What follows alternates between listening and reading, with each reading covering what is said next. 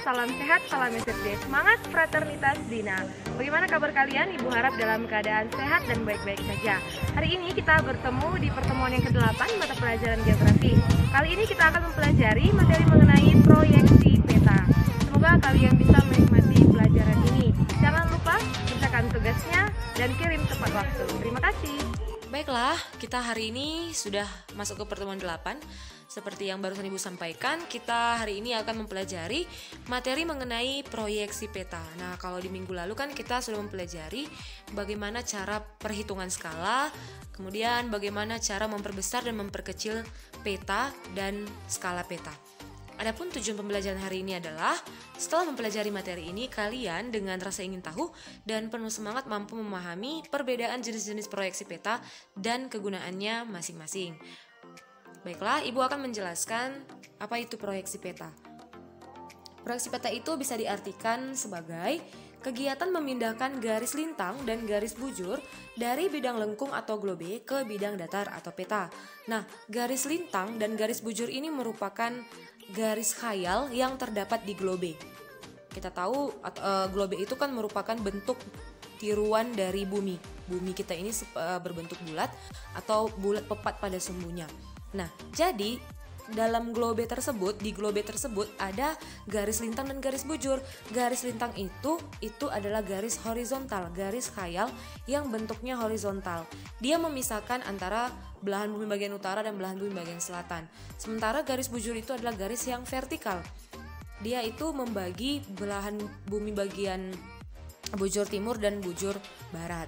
Nah, jadi proyeksi peta ini dimaksudkan adalah garis lintang dan garis bujur pada globe itu dipindahkan ke bidang datar atau peta.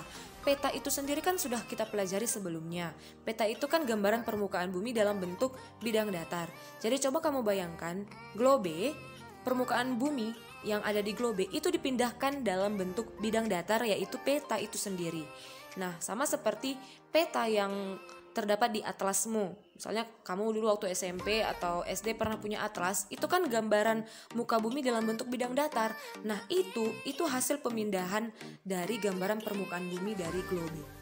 Nah, jadi ini proses pemindahan garis lintang garis bujur dari globe ke bentuk peta. Nah, pengertian yang kedua juga kita bisa mengartikan bahwa proyeksi peta itu artinya kegiatan penggambaran permukaan bumi dari bidang lengkung atau globe ke bidang datar atau peta. Nah, mirip-mirip ya sama yang pengertian pertama. Jadi, para ahli pembuat peta atau para ahli kartograf, yaitu yang ahli dalam membuat peta, mereka menggambarkan permukaan bumi itu dari bidang lengkung dipindahkannya ke bidang datar atau peta. Maka itu bisa memudahkan kita untuk mendapatkan informasi lebih jelas. Nggak mungkin kan kita bawa globe kemana-mana.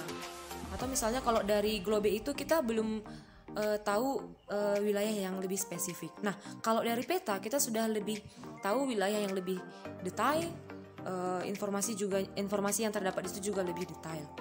Oke nakku, jadi pada dasarnya peta ini merupakan gambaran keadaan permukaan bumi pada bidang datar. Artinya, letak titik-titiknya dinyatakan dalam suatu koordinat di bidang datar. Koordinat itu mirip dengan garis lintang dan garis bujur tadi. Sama seperti salah satu komponen peta kemarin apa? Harus ada garis astronomis. Nah, itu sama dengan titik koordinat, garis koordinat. Oke, bentuk permukaan bumi kita ini kan tidak datar dan juga tidak dapat didatarkan kan gitu. Bahkan tidak merupakan bidang yang teratur. Nah, sehingga segala sesuatu yang berada di atas permukaan bumi itu sebenarnya tidak secara mudah bisa digambarkan pada bidang datar. Bayangkan bentuk bumi bulat, tapi kita bisa mempunyai sebuah peta gambarannya dalam bentuk bidang datar. Itu sangat tidaklah mudah.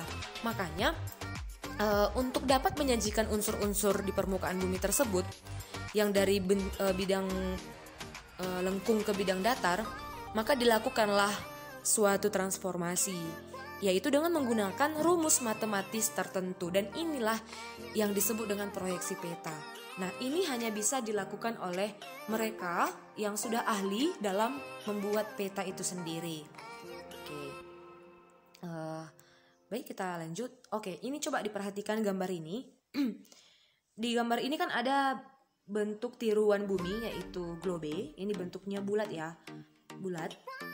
Bidang lengkung, bisa juga disebut di bidang lengkung. Nah, yang saya katakan tadi inilah dia. Permukaan bumi yang terdapat di bidang lengkung ini itu dipindahkan dia anakku ke bidang datar.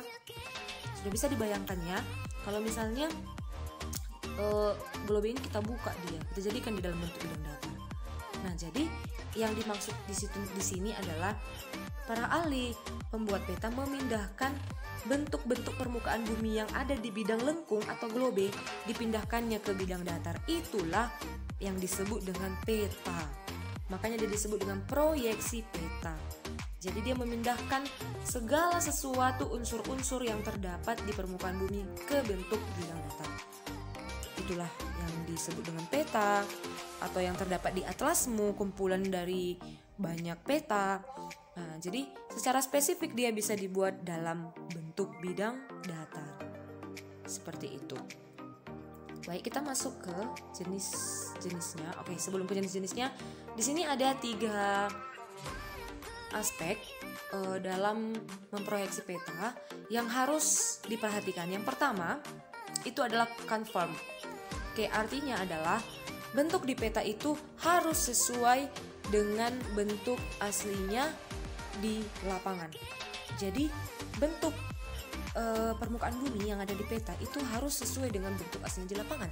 Contoh, kalau para ahli mau menggambar di peta itu contohnya Pulau Sumatera, maka bentuk Pulau Sumatera itu ya harus sesuai dengan aslinya, ya nggak boleh diubah bentuknya seperti itu. Atau bentuk Pulau Kalimantan, para ahli peta mau menggambar bentuk Pulau Kalimantan ke bidang datar, maka bentuknya itu juga harus sesuai dengan bentuk aslinya di lapangan, tidak boleh diubah-ubah. Yang kedua adalah ekuivalen. Ekuivalen ini artinya luas bidang pada peta harus sebanding dengan luas aslinya di alam. Artinya sebanding di sini pastinya dengan menggunakan skala peta, perbandingan. Nah, jadi contohnya kalau misalnya luas bidang di permukaan bumi itu 10 contohnya 10 meter persegi, maka kalau kita menggunakan skala ya bisa kita pindahkan dia dalam bentuk peta. Artinya ya luasnya itu harus sebanding aku. Jangan pula nanti luas di permukaan bumi contohnya lebih kecil dibandingkan dengan luas yang ada di peta itu sendiri. Luas perwakilannya maksudnya. Oke, yang ketiga itu equidistant. Equidistant itu artinya jarak pada peta harus sebanding dengan jarak aslinya. Ya, ini hampir-hampir mirip dengan yang ini.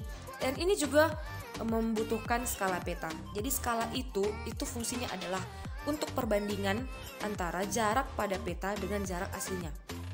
Seperti itu. Seperti yang kita hitung yang di minggu lalu, di pertemuan minggu lalu. Nah, jadi ketiga-tiga ini aspek yang sangat penting yang harus diperhatikan ketika melakukan proyeksi peta. Oke, kita masuk ke jenis proyeksi peta. Jadi sini ada ditinjau dari bidang proyeksi yang digunakan. Ditinjau dari bidang proyeksi yang digunakan. Jadi di sini terdapat 3 proyeksi peta. Yang pertama, perhatikan ya, proyeksi zenital. Proyeksi zenital ini disebut juga dengan proyeksi azimutal. Oke, maksudnya adalah proyeksi zenital ini dia memproyeksi bola bumi pada sebuah bidang datar atau dengan menggunakan bidang datar. Nanti kita lihat gambarnya. Nah, proyeksi zenital ini digunakan untuk menggambarkan daerah kutub. Nah, kita tahu ada 2 kutub, kutub utara dan kutub selatan. Jadi proyeksi ini hanya khusus untuk menggambarkan daerah kutub saja ya, diingat. Nah, perhatikan gambar ini. Ini bentuk bumi, bola bumi. Coba lihat di bawahnya, apakah kamu melihat di sini ada bidang datar? Oke, yang ini disebut dia dengan bidang datar. Maka, ketika para ahli memproyeksi bola bumi dengan menggunakan proyeksi zenital, dia itu hanya memproyeksi daerah kutub seperti yang dikatakan di sini. Kutub utara yang ini dan kutub selatan. Jadi ini contohnya di kutub selatan. Jadi di sini dibuatlah bidang datar. Maka para ahli peta itu memindahkan garis-garis lintang atau memindahkan permukaan bumi yang ada di daerah kutub selatan. Daerah yang ada di kutub selatan itu daerah apa? Daerah Antartika ya. Antartika itu kan terletak di kutub selatan. Jadi contohnya kalau kamu lihat di peta ada peta Antartika seperti ini, seperti ini hasilnya, maka sudah pasti ahli peta itu menggunakan proyeksi zenital. Ingat, kalau kamu menemukan peta Antartika, maka sudah pasti bahwa ahli peta memproyeksikan Antartika itu menggunakan proyeksi zenital. Ingat, dengan menggunakan bidang datar. Seperti itu. Contohnya ya salah satu yang ini. Bisa juga di daerah Kutub Utara. Kalau misalnya kamu lihat peta Greenland, Swiss, itu wilayah-wilayah yang berada di daerah Kutub Utara. Nah, kalau kamu lihat peta Greenland, Swiss, atau Denmark, itu berarti para ahli menggunakan proyeksi zenital karena itu adalah wilayah yang berada di Kutub Utara. Ingat ya, proyeksi zenital atau azimutal menggunakan bidang datar dan digunakan untuk memproyeksi daerah kutub saja, yaitu Kutub Utara dan Kutub Selatan. Oke, kita lanjut. Yang kedua, itu ada proyeksi silinder. Kamu mungkin pernah mendengar silinder itu kan berbentuk tabung ya. Oke, jadi di sini memproyeksi bola bumi pada sebuah bidang silinder atau tabung. Mungkin mirip-mirip seperti gelas atau misalnya botol minummu, itu mirip-mirip seperti silinder. Nah, proyeksi silinder ini digunakan untuk menggambarkan daerah ekuator dan daerah sekitar ekuator. Nah, daerah ekuator ini dia disebut juga daerah yang berada di sekitar garis khatulistiwa, yaitu di 0 derajat. Oke, mari kita lihat gambar ini. Nah, kalau kamu lihat di sini ada bentuk bola bumi yang bulat. Nah, kalau kamu juga lihat di sini ada bidang silinder. Nah, inilah dia yang Ibu maksud tadi, yang bentuknya seperti silinder atau berbentuk tabung. Maka dikatakan di sini untuk proyeksi silinder ini lebih cocok digunakan di daerah ekuator atau khatulistiwa. Ingat ya, daerah ekuator atau garis khatulistiwa. Jadi wilayah-wilayah yang berada di sekitar ekuator atau garis khatulistiwa yang di tengah-tengah ini nakku, kalau ada petanya, peta wilayah di sekitar ekuator, itu pasti para ahli menggunakan proyeksi silinder. Salah satu contohnya adalah Indonesia. Indonesia itu berada di sekitar garis khatulistiwa. Kemudian sebagian benua Afrika, sebagian juga benua Amerika Selatan. Jadi kalau ada peta itu kamu temukan di atlasmu, maka itu sudah pasti para ahli menggunakan proyeksi silinder. Ingat, proyeksi silinder dia menggunakan bidang silinder dan cocok digunakan untuk menggambarkan daerah ekuator dan sekitarnya atau daerah di sekitar garis khatulistiwa. Ingat, dia menggunakan bidang silinder. Jadi di sinilah nanti dia digambarkan. Nah, dari wilayah yang berada di bidang lengkung ini akan dipindahkan ke bidang silinder ini. Seperti itu. Yang ketiga, proyeksi kerucut. Nah, kerucut ini bagaimana bentuknya? Mirip-mirip dengan topi ulang tahun ya, kalau kerucut ya. Nah, jadi proyeksi kerucut ini dia memproyeksikan bola bumi pada sebuah bidang kerucut. Ya, mirip-mirip seperti topi ulang tahun lah, seperti yang saya katakan tadi, bentuk bidangnya. Nah, proyeksi kerucut ini lebih cocok digunakan untuk menggambarkan daerah lintang tengah. Ingat, daerah lintang tengah. Coba kita perhatikan gambar ini. Nah, ini kan bentuk bidangnya kan bentuknya kerucut aku, atau seperti topi ulang tahun. Nah, katanya proyeksi ini digunakan untuk menggambarkan daerah lintang tengah. Yang manakah di sini lintang tengah? Yang ini. Kalau ini tadi kan kutub selatan, kutub utara, itu kan azimutal. Kalau yang ini yang di tengah-tengah ini kan ekuator atau khatulistiwa. Itu tadi kan proyeksi silinder. Nah, sementara yang lintang tengah itu yang ini. Ya, yang di atasnya lah, di tengah-tengah antara garis khatulistiwa dan kutub utara. Jadi yang ini. Nah, wilayah apa saja yang termasuk ke dalam daerah lintang tengah itu adalah sebagian besar wilayah Eropa, kemudian Amerika Utara.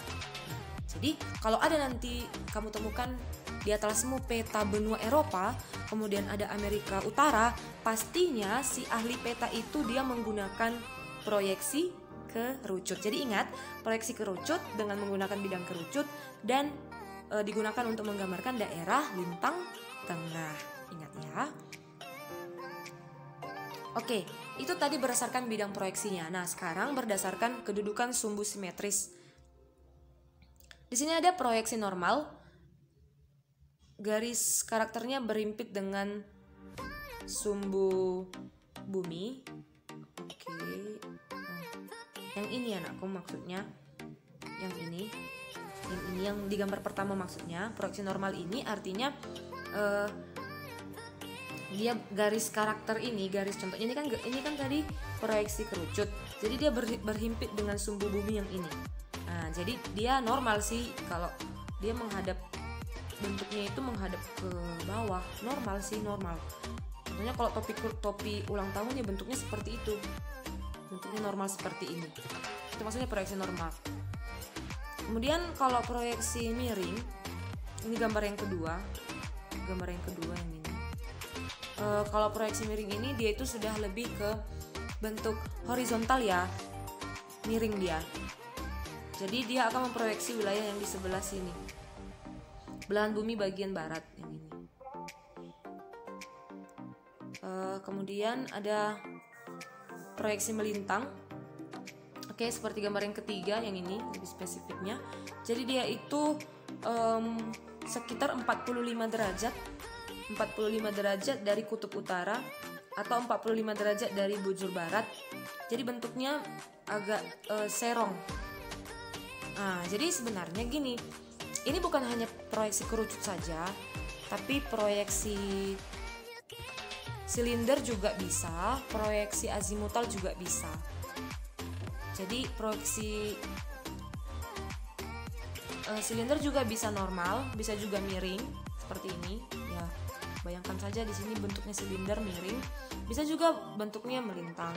Begitu juga dengan proyeksi azimutal yang menggunakan bidang datar. Bisa juga dia normal seperti yang di gambar yang tadi, bisa juga miring yang di samping ini, bisa juga serong yang di 45 derajat. Oke, mungkin ini rangkuman semuanya. Kalau kita lihat, oke, ini kan tadi azimutal dengan menggunakan bidang datar. Ini dia kalau normal. Kalau transversal dia di samping yang bentuknya vertikal ya. Ini tadi kan horizontal, dia normal. Kemudian kalau miring dia di sebelah sini, di sudut sekitar 45 derajat seperti itu. Kemudian tadi kerucut itu kan tadi ini normalnya seperti ini. Kemudian juga ini yang miring menghadap ke sebelah kanan, bisa juga menghadap ke sebelah kiri, bisa tergantung daerah mana yang akan diproyeksi gitu. Bisa juga miring dengan sudut 45 derajat. Nah, yang terakhir silinder, ini yang normalnya, ini yang miring, dan ini yang transversal dan ini yang miring seperti itu. Kira-kira seperti itu. Oke, baiklah, demikian pembelajaran hari ini. Semoga bermanfaat untuk kalian. Jangan lupa kerjakan tugasnya dan kumpul tepat waktu yang aku. Tetap semangat, terima kasih, dan salam SFD.